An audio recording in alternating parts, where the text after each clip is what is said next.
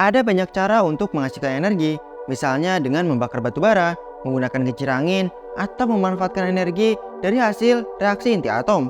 Tapi di seluruh alam semesta, cara terbaik untuk menghasilkan energi adalah dengan cara seperti yang dilakukan oleh bintang, yaitu dengan reaksi fusi.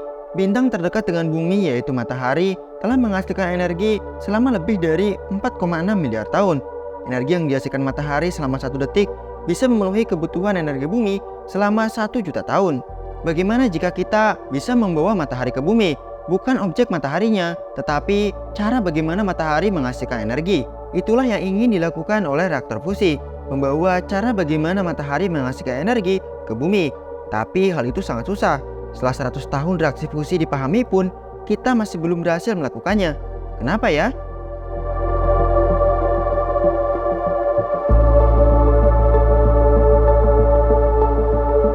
Membuat video seperti ini sangat sulit.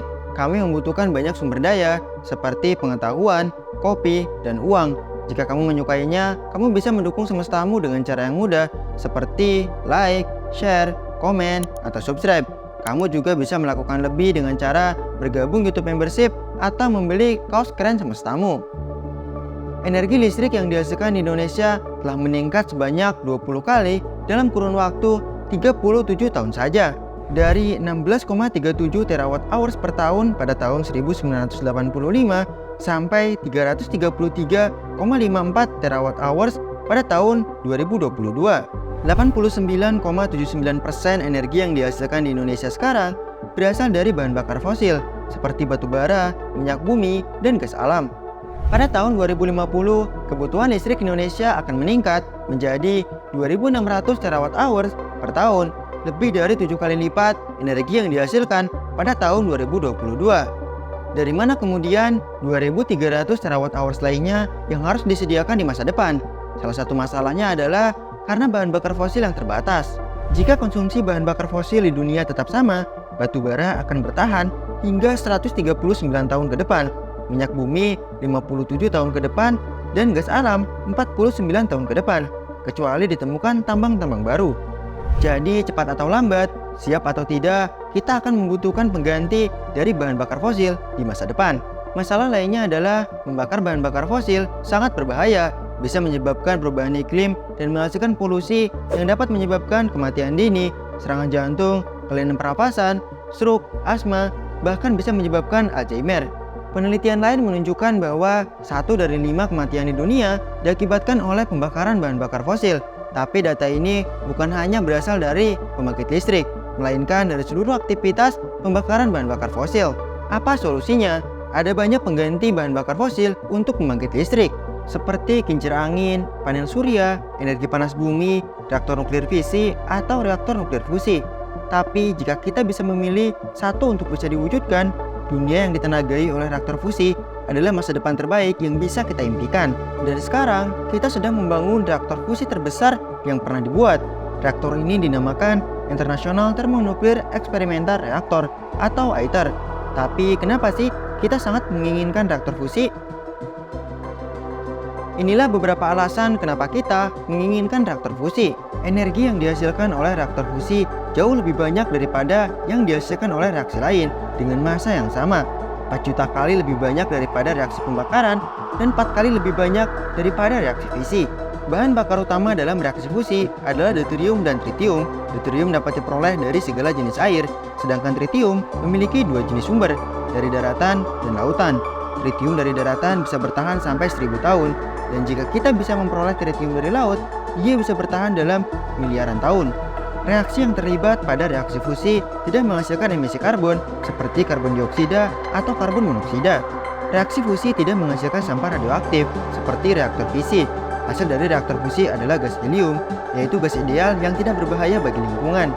Reaksi fusi membutuhkan kondisi yang ekstrim untuk bisa terjadi. Ketika kondisi ini tidak dapat dipenuhi, atau dengan kata lain reaktor rusak, maka reaksi akan otomatis berhenti. Jadi, bagaimana cara kerja reaktor fusi? Tapi sebelum itu, kita perlu mengetahui dulu prinsip dasar dari reaktor fusi, yaitu reaksi fusi. Reaksi fusi adalah reaksi yang melibatkan inti atom, dan kita menyebutnya reaksi inti. Hal ini berbeda dengan reaksi pada pembakaran yang hanya melibatkan elektron pada atom dan kita menyebutnya reaksi kimia. Itulah alasan kenapa reaksi fusi atau fisi menghasilkan banyak sekali energi, karena hampir seluruh massa atom terkonsentrasi pada inti atom. Selain itu, energi potensial yang menahan inti atom jauh lebih besar daripada energi potensial yang menahan molekul-molekul. Reaksi fusi terjadi ketika inti atom yang ringan bergabung dengan inti atom yang lain dan menghasilkan inti atom yang lebih berat. Salah satu reaksi utama dalam reaktor fusi adalah bergabungnya deuterium dan tritium, menghasilkan helium dan satu neutron. Deuterium dan tritium adalah salah satu jenis isotop dari hidrogen. Deuterium adalah hidrogen yang memiliki inti satu proton dan satu neutron, sedangkan tritium adalah hidrogen yang memiliki satu proton dan dua neutron. Ketika reaksi fusi terjadi, jumlah massa antara deuterium dan tritium sebelum reaksi lebih besar daripada jumlah massa partikel setelah reaksi, yaitu helium dan satu neutron. Perbedaan massa ini kemudian menjadi energi gerak.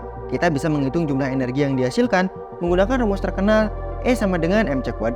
Tapi sangat sulit untuk membuat deuterium dan tritium bereaksi. Alasannya adalah proton yang ada pada keduanya. Di sekolah, kamu sudah diajarkan bahwa dua buah partikel dengan muatan yang sama akan saling tolak-menolak. Gaya ini dinamakan gaya elektrostatis. Jadi, proton yang ada pada deuterium dan tritium akan saling tolak-menolak ketika keduanya saling mendekat. Neutron sendiri bermuatan netral, jadi tidak terlalu bermasalah. Supaya deuterium dan tritium dapat bereaksi, kita harus membuat keduanya sangat dekat, sehingga gaya lain yang lebih kuat daripada gaya elektrostatis dapat mengambil alih interaksi keduanya. Gaya ini dinamakan gaya kuat. Jumlah energi yang dibutuhkan untuk mendekatkan kedua partikel supaya gaya kuat dapat mengambil alih interaksi dinamakan penghalang Coulomb. Dikarenakan gaya elektrostatis ini kuat, energi yang dibutuhkan juga akan sangat besar. Partikel tadi harus diberikan energi yang setara dengan jutaan Kelvin. Ini juga yang menjadi salah satu alasan kenapa Jupiter tidak berubah menjadi bintang. Partikel pada inti Jupiter tidak memiliki cukup energi untuk melewati penghalang Coulomb. Dalam suhu yang sangat tinggi, deuterium dan tritium akan berada dalam wujud materi yang kita sebut plasma. Plasma adalah sebuah keadaan ketika elektron yang mengelilingi inti atom pada sebuah gas terlepas, sehingga plasma terdiri dari campuran antara inti atom yang bermuatan positif dan elektron yang bermuatan negatif. Tapi, energi dari kedua partikel bukan satu-satunya penentu untuk bisa terjadinya reaksi fusi. Ada hal lain, misalnya terowongan kuantum. Jadi secara total, probabilitas terjadinya reaksi fusi ditentukan oleh sesuatu yang kita namakan tampang lintang reaksi. Inilah tampang lintang dari beberapa reaksi yang biasa terjadi pada reaktor fusi. Dari sini kita tahu alasan kenapa kita menggunakan bahan bakar deuterium dan tritium. Reaksi deuterium dan tritium memiliki tampang lintang reaksi yang cukup tinggi pada temperatur yang lebih rendah daripada yang lain. Salah satu alasan lain kenapa deuterium dan tritium digunakan adalah karena melepaskan lebih banyak energi daripada reaksi yang lain. Begitulah cara kerja reaksi fusi yang ada di dalam reaktor fusi. Inti dari deuterium dan tritium akan saling ditabrakkan dengan kecepatan yang tinggi, dan ketika mereka bergabung, mereka akan melepaskan energi yang sangat banyak.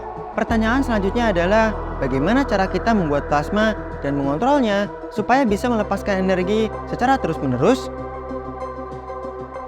Di dalam bintang, plasma dan reaksi fusi terjadi secara alami karena tekanan gravitasi yang sangat kuat. Gravitasi juga menjadi penghubung alami yang menahan plasma supaya tidak kabur kemana-mana. Tetapi di bumi, kita tidak memiliki gravitasi seperti pada bintang. Jadi kita harus membuat mesin yang bisa membuat plasma dan mengontrolnya. Dalam beberapa puluh tahun terakhir, ilmuwan telah mengembangkan banyak mekanisme untuk membuat dan mengontrol plasma. Ada sekitar 50 jenis reaktor fusi, dan yang paling menjanjikan adalah tokamak. Reaktor fusi terbesar yang sedang dibangun yaitu ITER adalah reaktor fusi dengan jenis tokamak juga. Tokamak adalah reaktor fusi dengan tipe penghubung magnetik. Artinya, untuk menahan plasma, tokamak menggunakan medan magnet. Alasan kenapa kita bisa menggunakan medan magnet adalah karena deuterium dan tritium berada dalam wujud plasma. Plasma ini merupakan partikel bermuatan, sehingga dapat dikendalikan menggunakan medan listrik atau medan magnet. Untuk mengontrol plasma, ITER membutuhkan 3 jenis medan magnet, yaitu medan magnet toroidal, koloidal, dan solenoid tengah. Semua medan magnet ini dihasilkan dari niobium tin dan niobium titanium. Medan magnet toroidal memiliki bentuk seperti huruf D, memiliki ukuran 9 x 17 meter, dan mampu menghasilkan medan magnet dengan besar 11,8 Tesla. Tujuan utama dari medan ini adalah untuk mengungkung plasma supaya tidak kabur. Medan magnet poloidal memiliki bentuk seperti ring-ring yang mengelilingi ruang plasma, memiliki diameter 24 meter dan dapat menghasilkan medan magnet sebesar 6 Tesla. Fungsi utama dari medan ini adalah mengontrol plasma supaya menjauh dari dinding ruangan. Medan magnet solenoid tengah memiliki tinggi 18 meter dan berbentuk seperti sebuah tiang. Ini adalah bagian penting pada tokamak yang berfungsi untuk menyalakan reaktor dan menjaganya selama pengoperasian. Ada 3 tambahan medan magnet pada ITER, yaitu correction coils, magnetic feeders, dan in-vessel coils yang membantu mengontrol plasma dengan lebih baik. Untuk membuat reaktor fusi bekerja, hal pertama yang harus dilakukan adalah membuat plasma. Hal ini mudah, bisa dilakukan dengan cara memberikan gelombang microwave pada gas bertekanan rendah. Setelah itu, plasma akan dimasukkan ke dalam ruang plasma dan dipanaskan. Ada beberapa metode untuk memanaskan plasma.